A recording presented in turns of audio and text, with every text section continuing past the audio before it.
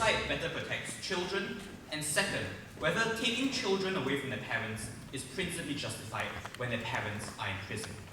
First, which side better protects the child? Their side tells us that children with no families tend to become criminals, therefore we need to keep them with their parents. Our responses have been twofold. First, gangs exist in prisons too, therefore children are still exposed to that same dangerous environment there. But secondly, they're making a rather fatal assumption here. Their assumption is that children don't have that same loving care and support when they are given to foster care under our model. This just isn't true. Don't insult every foster parent in the world by telling them that they can't give that same care and support to children.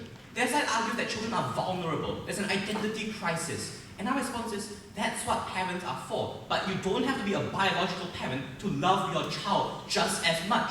That same love and care, that same affection, that same no thank you, all of you response to vulnerability can be given by foster parents too. That's why we entrust them with children when they're taken away from their parents or when their parents are abusive and negligent. So on the first level, no thank you, children aren't going to become more criminalized under our model.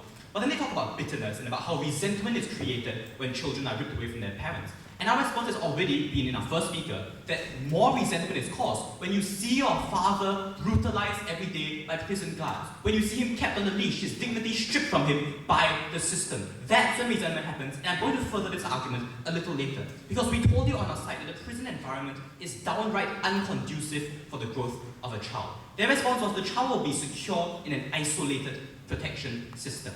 Here's the question.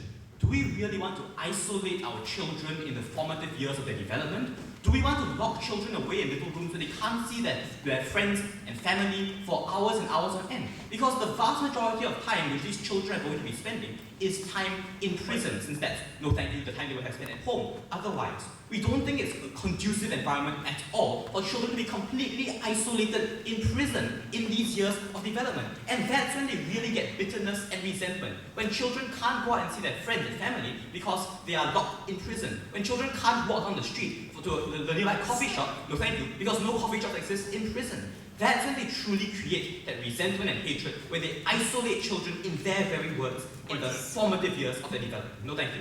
And our last question is, if you are in jail, where do you get the financial capability to take care of your child from? Because they admit that this is a situation of single parents. Where do the finances come from to pay for school, to pay for healthcare? Their side needs to answer that question.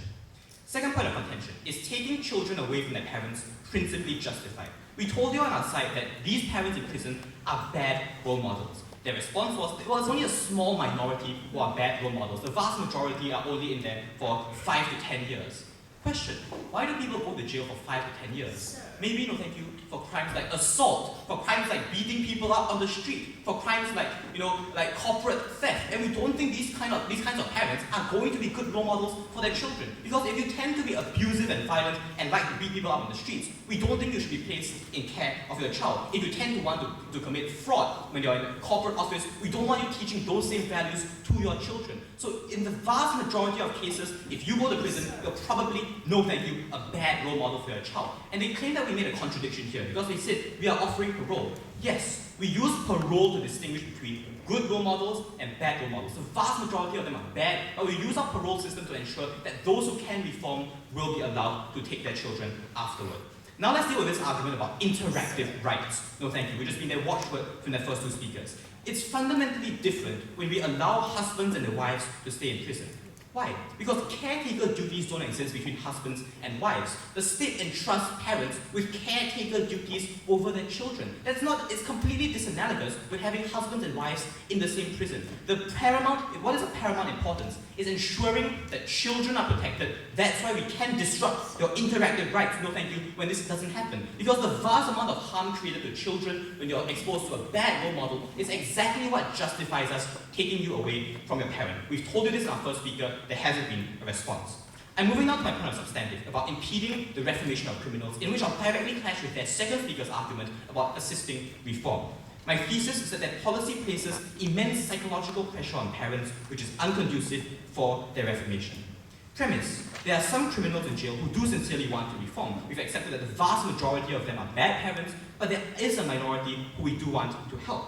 The problem is that that policy impedes reform for these parents, because the process of reform isn't easy. It requires extensive periods of reflection and introspection. It requires criminals to come to terms with the kind of crime they've committed.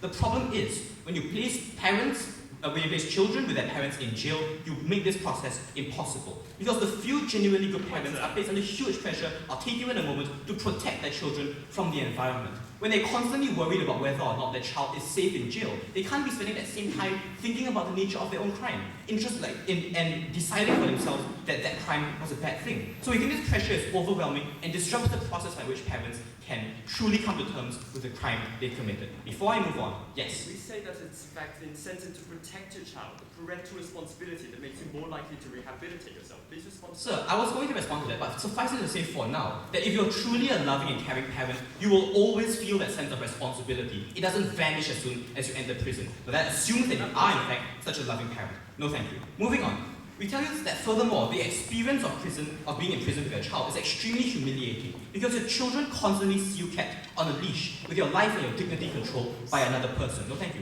The consequence of this is that parents start to cover up the nature of their crimes, to deceive their children into believing that their crime wasn't that bad a thing. This impedes the process by which parents come to terms with their own crime. But lastly, we're going to argue that if genuinely good parents eventually do get out of jail, they can't bring up their children properly any longer. Why? Because parents need to be authority figures in order for their teachings to be passed on properly to their children. Seeing your parent constantly humiliated in prison, seeing his authority taken away from him, breaks this authority picture of the parent. That means that parents can no longer teach their children the proper values and the proper concepts. And this is something which harms the growth of the child. Yes? Your idea of the child being isolated isn't true, because the time that is normally not spent at home, normally is going to be spent at prison. The child can still go to school, still interact. Madam, there's a fundamental contradiction here. You want children to spend more time with their parents, and at the same time you're saying the vast majority of their time won't be spent in prison with their parents. Your next speaker is going to have to deal with that. I'm going to extend my substantive further and address the arguments in their second speaker. The second speaker talked about the transformation of character of these people. And we're going to say that placing children in a dangerous environment, forcing them to have bad role models just to transform a few individuals, is a sick policy. We don't use children as a tool by which we adjust a few people in prison. Secondly, as I've already said, if you're truly a good parent, your sense of responsibility to your child will always be there. Your love for your child will always be there. So for those few parents who are good parents, we think a separation for a few years isn't going to destroy their responsibility for their child. And on these grounds, our side better rehabilitates and reforms the criminal. What have we shown you? We've shown you that placing children in the prison environment is detrimental to their development. We've also shown you that it's detrimental to the reformation of their parents. For all these reasons, we argue that we shouldn't use children as a tool to reform a few individuals in prison. We're very proud to oppose.